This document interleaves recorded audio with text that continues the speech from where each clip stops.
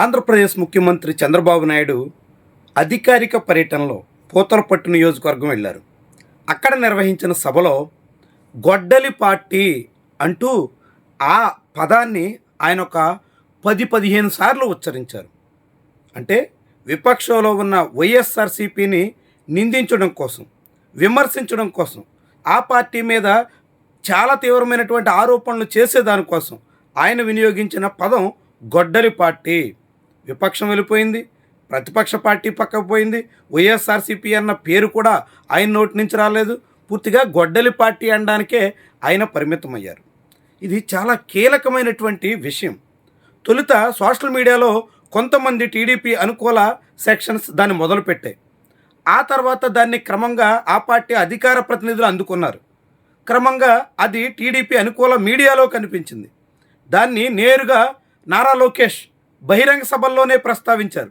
ఇప్పుడు ముఖ్యమంత్రి అదే మాటను అనడానికి పూనుకున్నారు. అంటే ఇదొక వ్యూహాత్మకంగా సాగుతున్నటువంటి ఎత్తుగడగా భావించాల్సి ఉంటుంది.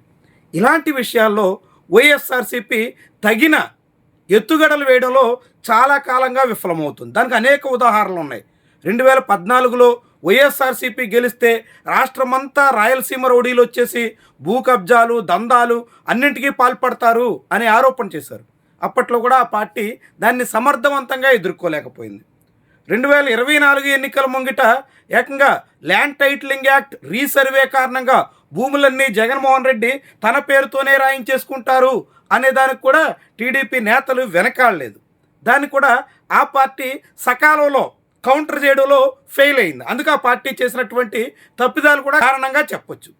వీటన్నిటికీ మించి జగన్మోహన్ రెడ్డి ఇంటిని తాడేపల్లిలో ఆయన కట్టుకున్నటువంటి నివాసాన్ని తాడేపల్లి ప్యాలెస్ అంటూ క్రమంగా మొత్తం ప్రజల్లో సీఎం ఆఫీస్ని ఒక ప్యాలెస్ అన్నట్టుగా మార్చేసేటువంటి ప్రక్రియ తెలుగుదేశం పార్టీ క్యాంపెయిన్ యంత్రాంగం అంతా చేయగలిగింది. అదే అనేక పత్రికల్లో చివరికి తాడేపల్లి ప్యాలెస్ అంటూ రాయాల్సిన పరిస్థితి వచ్చింది. అంతగా పబ్లిక్లో ఆ విషయాన్ని ఎక్కించే ప్రయత్నం చేస్తారు. నిజానికి జగన్మోహన్ రెడ్డికి ఎన్నిళ్ళు ఉన్నాయో చంద్రబాబుకి అంతకన్నా ఎక్కువ ఉన్నాయి. జగన్మోహన్ రెడ్డికి లోటస్ పాండ్లో, ఇడుపులపాయలో, తాడేపల్లిలో, బెంగళూరులో 4 చోట్ల భవనాలుంటే చంద్రబాబుకి ఇప్పుడు అమరావతిలో, కుప్పంలో, మొయినాబాద్లో, జూబ్లీహిల్స్లో ఇలా ఆయనకు కూడా అంతకన్నా ఖరీదైనటువంటి భవనాలు ఉన్నాయి. కానీ జగన్మోహన్ రెడ్డి ప్యాలెస్, ఆయన ఉంటున్నది రాజభవనం అనేటువంటి తీరున కేవలం తాడేపల్లే కాదు, ప్రభుత్వం నిర్మిస్తున్నటువంటి ఋషికొండ దాని భవనాన్ని కూడా ఋషికొండ ప్యాలెస్ అని మాత్రమే పబ్లిక్లోకి తీసుకెళ్ళగలిగారు. ఇలాంటివన్నీ సకాలంలో గుర్తించి దానికి తగినటువంటి పరిష్కారం, దానికి తగినటువంటి విరుగుడు మంత్రం కనిపెట్టడంలో వైఎస్ఆర్సీపీ ఎప్పుడూ విఫలమవుతూనే వచ్చింది. ఇప్పుడు కూడా గొడ్డలి పార్టీ అని తెలుగుదేశం పార్టీ అందుకున్నటువంటి రాగం, దాని ప్రభావం చాలా దీర్ఘకాలం ఉండబోతోంది. చాలా పెద్ద స్థాయిలో టీడీపీ టార్గెటెడ్గా ఈ విషయాన్ని పబ్లిక్లో తీసుకెళ్తోంది. స్లో పాయిజన్గా క్రమంగా జనానికి అవును వైఎస్ఆర్సీపీ గొడ్డలి పార్టీనే, అంటే వాళ్ళతో ప్రమాదమే, వాళ్ళంతా హంతక ముఠానే అనేటంత స్థాయికి తీసుకెళ్లే దిశలో ఇదంతా ప్రారంభమైనట్టుగా చాలామందే భావించే పరిస్థితి వచ్చింది. ఇంత జరుగుతున్న వైఎస్ఆర్సీపీ మాత్రం కళ్ళు తెరిచిన దాఖలాలు లేవు. ఆ పార్టీ ఇప్పటికీ గొడ్డలి పార్టీ అనే దానికి తగిన విరుగుడు కౌంటర్ అయ్యలేకపోయినటువంటి పరిస్థితుల్లో కనిపిస్తోంది. అయితే జగన్మోహన్ రెడ్డి తన ప్రెస్ మీట్లో గొడ్డలి పార్టీ మాదా మీద, గన్ కల్చర్ మీద మాదా అంటూ ఆయన తన తండ్రి, తాత, బాబాయ్ వీళ్ళందరి గురించి ప్రస్తావించిన తర్వాత మొత్తం వివాదం, రాజారెడ్డి మర్డర్ ఎలా జరిగింది, రాజశేఖర్ రెడ్డి ఎలా చనిపోయారు, వీటి చుట్టూ తిప్పే ప్రయత్నం చేస్తున్నారు. అంటే రాష్ట్రంలో ఇతర విషయాల కన్నా, ప్రజా సమస్యల కన్నా, ప్రజలకు సంబంధించినటువంటి వివిధ విషయాల కన్నా రాజారెడ్డి మర్డర్, వివేకానంద రెడ్డి మర్డర్, రాజశేఖర్ రెడ్డి మృతి ఇలాంటి వాటి చుట్టూ వివాదాలు రాజేయడం ద్వారా అసలు సమస్యలు కప్పిపుచ్చాలనేటువంటి ప్రయత్నంలో అధికార పార్టీ ఉందన్నట్టుగా అనుమానించాల్సి వస్తుంది. జగన్మోహన్ రెడ్డి తన సుదీర్ఘ ప్రెస్ మీట్లో అనేక విషయాలు మాట్లాడారు.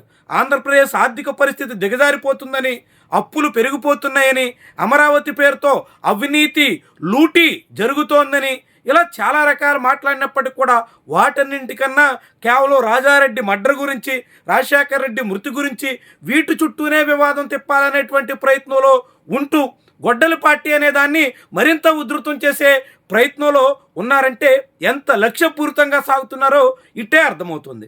అనేక విషయాల్ని కప్పిపుచ్చడం ఒక భాగం అయితే, విపక్షాన్ని ఆ గొడ్డలి పార్టీ అనే దగ్గర అక్కడికే అలాంటి ఒక అభిప్రాయానికే పరిమితం చేసేసే దిశలో తెలుగుదేశం పార్టీ నాయకత్వం సాగుతోంది. ఇది చాలా ముఖ్యమైనటువంటి పరిణామం.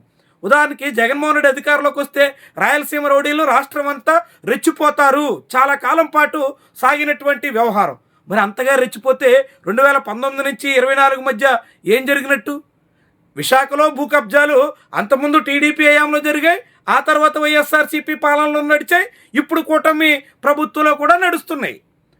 అనేక చోట్ల అక్రమాలు, అవినీతి, యథేచ్ఛగా కబ్జాలు ఇవన్నీ అప్పుడు ఇప్పుడు ఎప్పుడు సాగుతూనే ఉన్నాయి.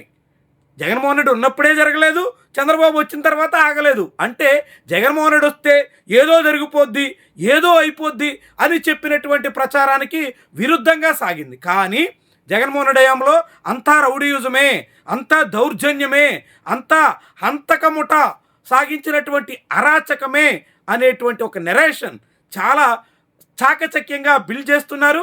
ఆ బిల్డ్ చేస్తున్నటువంటి అభిప్రాయాన్ని అలా ప్రజల్లో ఎక్కించేటువంటి ఒక చాకచక్యాన్ని వైఎస్ఆర్సీపీ ఏ దశలో కూడా అందిపుచ్చుకోలేకపోయింది.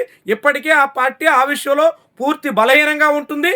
అందుకే తెలుగుదేశం పార్టీ ఎలాంటి అభిప్రాయాన్నైనా ప్రజల్లో అవును అనిపించే స్థాయి వరకు తీసుకెళ్ళగలుగుతుంది. ఇప్పుడు కూడా ఈ గొడ్డల పార్టీ విషయంలో అదే వ్యూహంతో, అదే తరహాలో ల్యాండ్ టైటిలింగ్ యాక్ట్ లాంటివి మొదలెట్టి జనాన్ని నమ్మించి అవును నిజంగానే భూములు తీసేసుకుంటారు అనేటంత స్థాయికి తీసుకెళ్ళినటువంటి తరహాలోనే ఇప్పుడు గొడ్డలి పార్టీ అనే మాటను జనాల్లోకి తీసుకెళ్లే ప్రయత్నంలో ఉన్నారు. అందుకు తగ్గట్టుగా ఎత్తుగళ్ళేస్తున్నారు. అదే ప్రయత్నంలో చాలా ఉధృతంగా తల మునకలై ఉన్నారు. ఇది వైఎస్ఆర్సీపీ గుర్తించలేక, ఆ పార్టీ దీనికి తగినటువంటి సమాధానం ఇవ్వలేక, ప్రజల్లో కలిగేటువంటి అభిప్రాయాల్ని వాస్తవం కాదు అనేటువంటి రీతిలో ఒప్పించే ప్రయత్నం చేయలేకపోతే మాత్రం దీర్ఘకాలం పాటు వైఎస్ఆర్సీపీ నష్టపోయే ప్రమాదం ఉంటుంది.